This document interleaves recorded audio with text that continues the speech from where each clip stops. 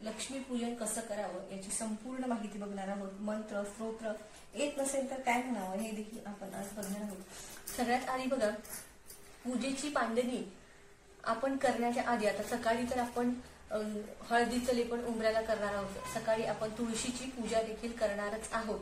मात्र बघा, संध्याकाळच्या वेळी जेव्हा आपण सगळीकडे दीप प्रज्वलन करणार, अर्थात पूजेच्या जागेवर सुद्धा आपण सगळीकडे दिवे लावणार आहोत। मी आता लावले नाही, पण मी तुम्हाला सांगते की सगळी आपण 5 ते 7 दिवे इथे लावत असतो।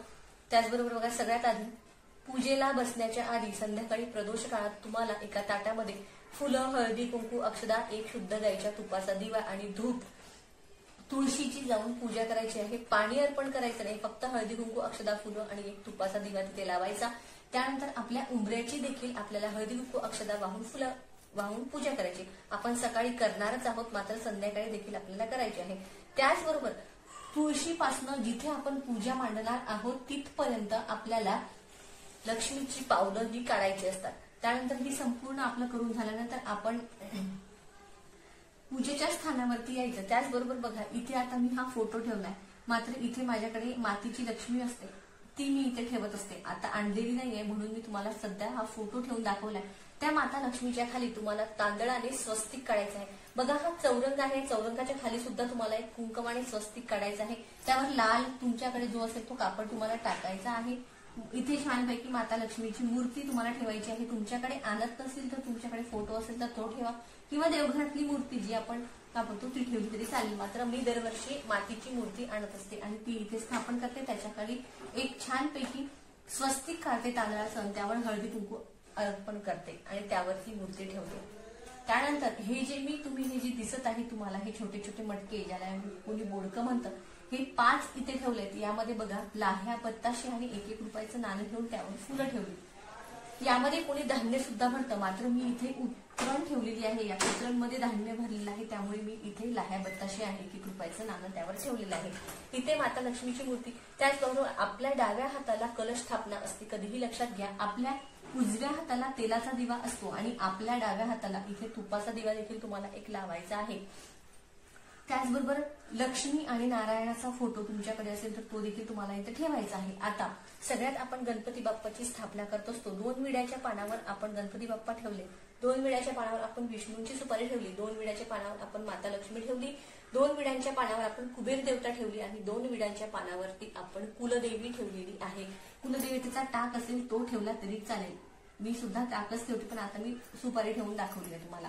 तर सगळ्यात आधी बघा, या कलशामध्ये पाणी आहे, त्याचबरोबर सुपारी, 1 रुपयाचं नाणं, हळदी, कुंकू, अक्षदा, एक फूल आणि याला 5 नागबिरीची पानं आणि हा एक नारळ, असा हा कलश। आता हे सगळ्या बघा, आता ही पूजा मांडणी आपली अशी झालेली आहे। पूजा सुरू करण्याच्या आधी आपल्याला काय करायचं असतं, तर सगळ्यात आधी आपल्याला आचमन करायचं असतं। आचमन कसं करावं ते आता मी तुम्हाला सगळ्यात आधी सांगते आणि त्यानंतर आपल्याला संकल्प घ्यायचा असतो तो सुद्धा सांगते। आता सगळ्यात आधी बघा, आपल्याला 3 वेळा हातामध्ये पाणी घ्यायचं। सगळ्यात आधी ओम केशवाय नमः पाणी पिऊन घ्यायचं, परत दुसऱ्यांदा पाणी घ्यायचं, ओम नारायणाय नमः पाणी पिऊन घ्यायचं, परत तिसऱ्यांदा पाणी घ्यायचं, ओम माधवाय नमः पाणी पिऊन घ्यायचं आणि चौथ्यांदा पाणी घ्यायचं असतं आणि आपल्याला ओम गोविंदाय नमः, ओम वैष्णवे नमः म्हणून हे पाणी सोडून द्यायचं असतं तामणामध्ये। आता त्यानंतर बघा, आपल्याला प्रार्थना करायची असते। आता मी तुम्हाला पुढे काही नावं देते, ते हात जोडून तुम्हाला म्हणायचे आहेत, मी तुम्हाला स्क्रीनवर सुद्धा देते। ओम मधुसूदनाय नमः, ओम त्रिविक्रमाय नमः, ओम वामनाय नमः, ओम श्रीधराय नमः, ओम ऋषिकेशाय नमः, ओम पद्मनाभाय नमः, ओम दामोदराय नमः, ओम संकर्षनाशाय नमः, ओम वामनाय नमः, ओम प्रद्युद्याय नमः, ओम अनिरुद्धाय नमः, ओम पुरुषोत्ताय नमः, ओम अदोक्षजाय नमः, ओम नरसिंहाय नमः, ओम अच्युताय नमः, ओम जनार्दनाय नमः, ओम उपेंद्राय नमः, ओम हरण्याय नमः, ओम श्रीकृष्णाय नमः, परमात्मने नमः, अशी तुम्हाला ही नावं मी तुम्हाला स्क्रीनवर देते, ती तुम्हाला घ्यायची आहे। आता बघा, आपल्याला ओम भूर्भुवः स्वः तस्य वितुर्वरेण्यं भर्गो देवस्य धीमहि धियो यो नः प्रचोदयात् गायत्री मंत्र म्हटल्यानंतर आपल्याला आता संकल्प घ्यायचा असतो। संकल्प घेताना बघा, तुम्हाला तुमचं गोत्र माहित नसेल तर तुम्ही कश्यप म्हणायचं असतं। सगळ्यात आधी आपलं नाव घ्यायचं असतं, बघा 2 पळी हातावरती पाणी घ्या, त्यामध्ये हळदी कुंकू आपल्याला अर्पण करायचं आहे, त्याचबरोबर अक्षदा घ्यायच्या आहेत आणि आपल्याला एक फूल देखील त्यामध्ये घ्यायचं आहे।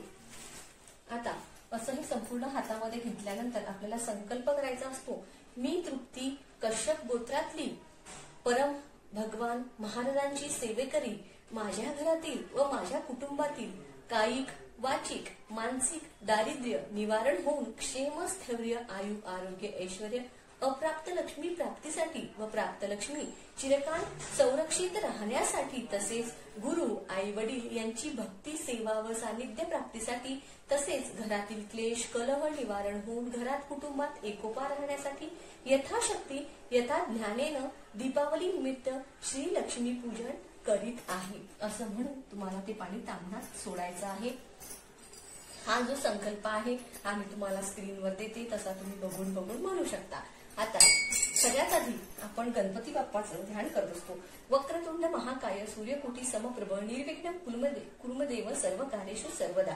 आता बघा सगळ्यात आधी आपल्याला जी गणपती बाप्पाची मूर्ती आहे ती ताम्हणामध्ये घ्यायची आहे आणि 3 वेळा गणपती बाप्पाला शुद्ध पाण्याने, 3 वेळा गणपती बाप्पाला पंचामृताने आणि 3 वेळा गणपती बाप्पांना परत शुद्ध पाण्याने स्नान करायचं आहे।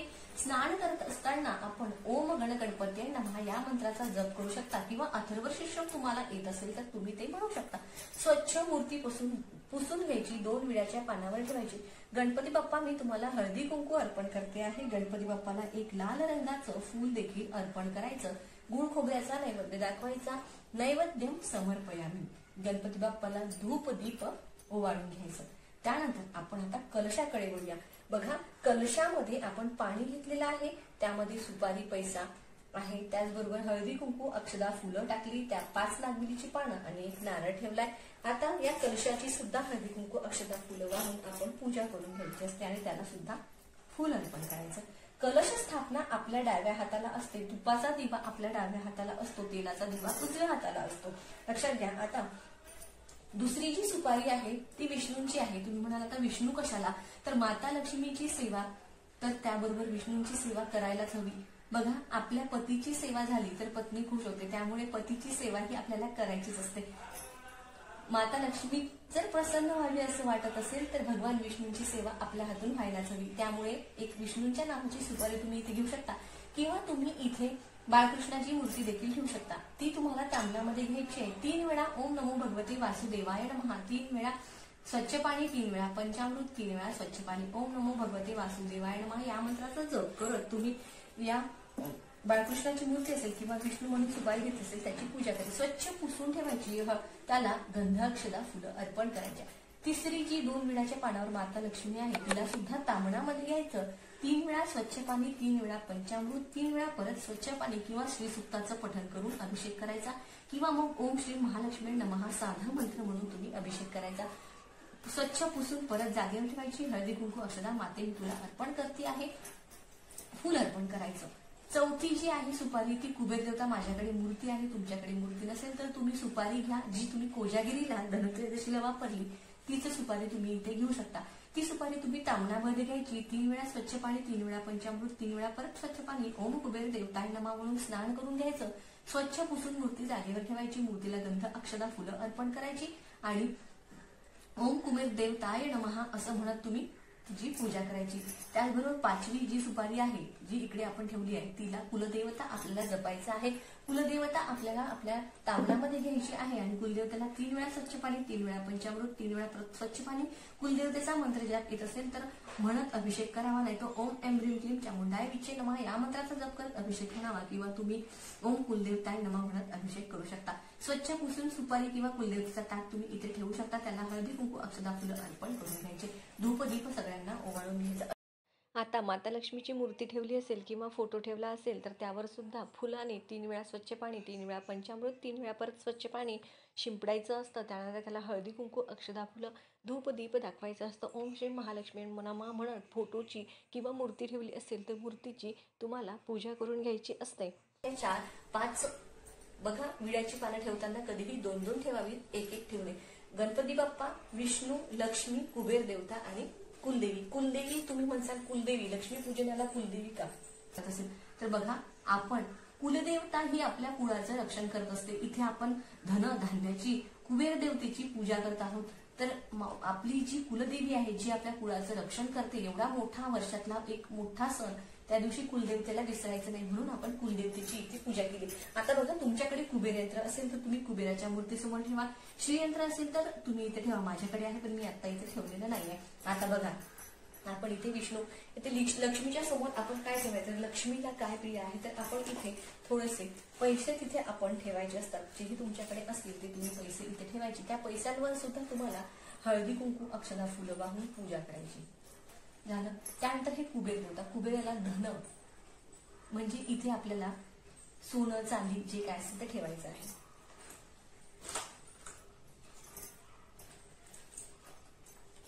तर कुबेराच्या समोर सोनं चांदी ठेवून आपण त्याला सुद्धा हळदी कुंकू अक्षदा, त्या सोन्याला सुद्धा अर्पण करायचं. आणि बघा, या पैशांवर सुद्धा आपण एक फूल अर्पण करायचं. त्यानंतर आपण हे जे सोनं इथे ठेवलंय त्याला सुद्धा एक फूल अर्पण करायचं. त्याचबरोबर बघा, आता याच्यामध्ये आपण लाह्या बत्तासे भरले. इथे आपण जी उतरण ठेवलेली आहे त्या उतरणीला आपल्याला गंध लावून घ्यायचं, कारण यामध्ये आपण धान्य ठेवलं आहे. याची सुद्धा आपण छान पूजा करून घ्यायची. आता बघा, आपण इथे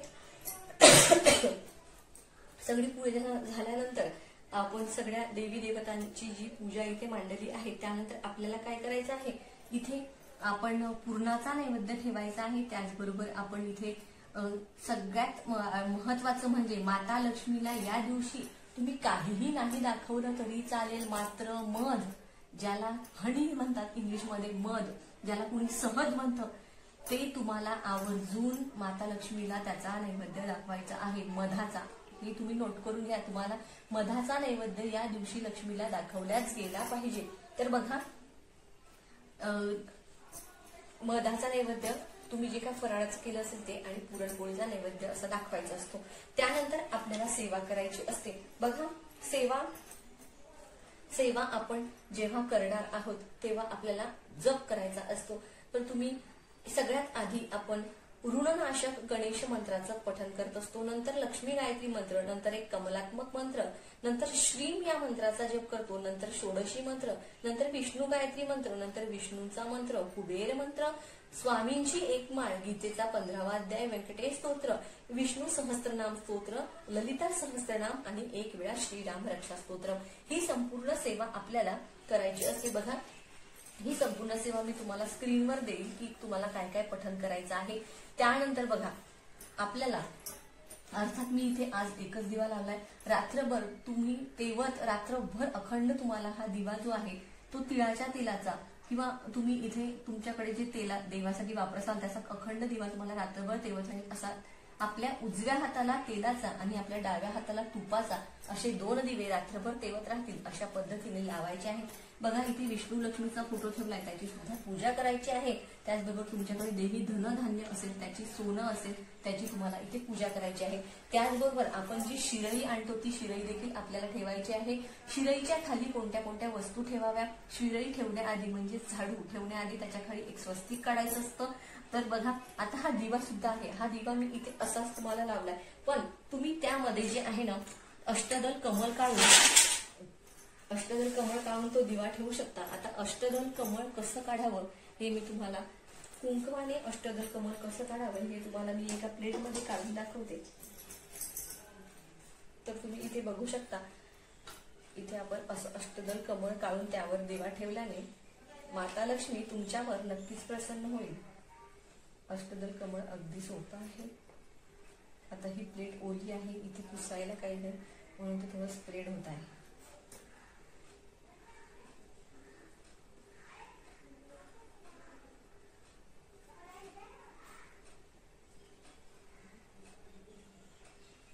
अशा प्रकारचं हे अष्टदल कमळ आपण काढून यावर दिवा, हळदी कुंकू अक्षदा आणि यावर तो दिवा ठेवायचा असतो.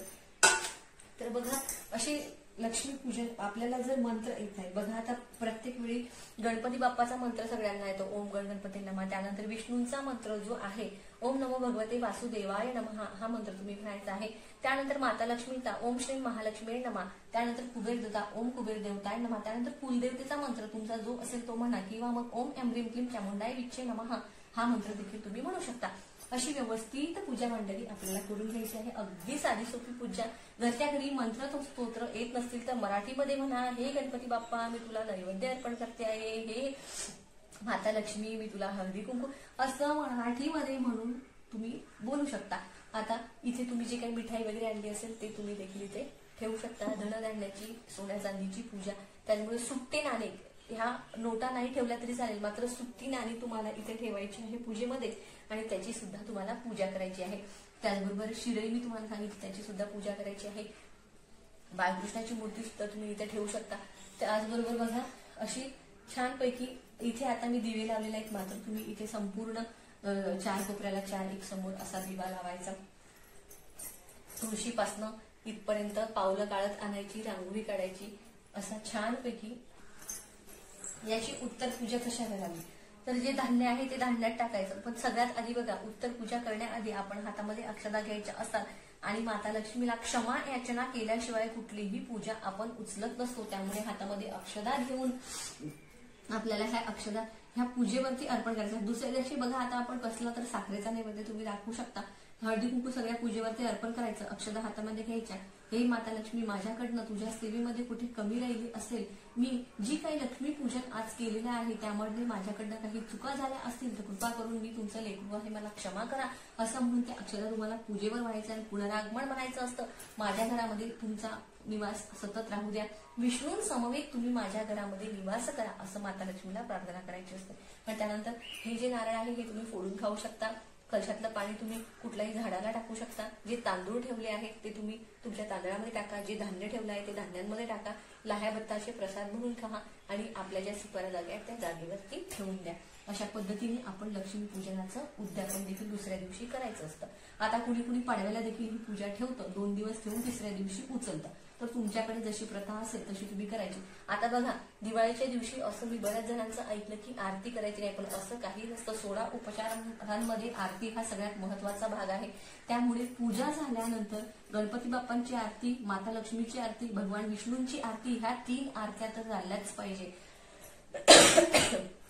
आपल्या कुलदेवीची आणि एक स्वामींची, असा 5 आरत्या म्हणून असतात दिवाळीच्या दिवशी. एकदा परत तुम्हाला व्हिडिओ दाखवते. इथे फोटोच्या जागेवर मातीची मूर्ती, बाजूला हे 5 बोडके, आमच्यामध्ये लाह्या बत्ताशा 1-1 रुपयाची नाणी, याच्यामध्ये उतरणमध्ये धान्य, इकडे आपल्या डाव्या हाताला कलश स्थापना, त्यानंतर समोर 5 विड्याची पानं जोडी जोडीने ठेवलेत. गणपती बाप्पा, त्याचबरोबर गणपती बाप्पा, विष्णूची सुपारी, माता लक्ष्मी, कुबेर देवताच्या समोर सोनं ठेवलंय, लक्ष्मीच्या समोर पैसे ठेवले. त्याचबरोबर बघा इकडे कुलदेवतेची सुपारी, लक्ष्मीनारायणाचा फोटो, दिवे तुम्ही 5-7 दिवे लावायचे आहेत. इथे केरसुनी ठेवायची आहेत आणि मधाचा नैवेद्य दाखवायचा आहे. त्याचबरोबर तुम्हाला जे फराळाचं केलं ते दाखवायचं आणि आपण पुरणपोळीचा नैवेद्य केला तो देखील दाखवायचा आहे. तुळशीपासून पूजेपर्यंत लक्ष्मीची पावलं देखील काढत आणायची आहे. आता हा जो तुम्हाला फोटो दिसत आहे हा मागच्या वर्षीच्या लक्ष्मीपूजनाचा फोटो आहे. यामध्ये संपूर्ण पूजा मांडणी तुम्हाला दिसत आहे. 2 फोटो, हा एकच फोटो आहे पण तो 2 कट करून मी असा साईडने अटॅच करून तुम्हाला दाखवत आहे. पुढे तुम्हाला पूर्ण लक्ष्मीपूजनाचा माझा फोटो दिसेल. हा जो व्हिडिओ आहे तो मागच्या वर्षीचा आहे. तुळशीपासनं पूजेपर्यंत कुंकवाने लक्ष्मीची पावलं काढलेली आहेत, हाताच्या ठशांनी. रांगोळीसुद्धा मी काढली आहे, मला आवडते रांगोळी काढायला. तर तुम्हाला पुढे जो पूजेचा व्हिडिओ दिसेल, पूर्ण पूजा दिसणार नाही त्यामध्ये, पण तुम्हाला समजेल की त्या पूजेमध्ये मी काय काय मांडलेलं आहे.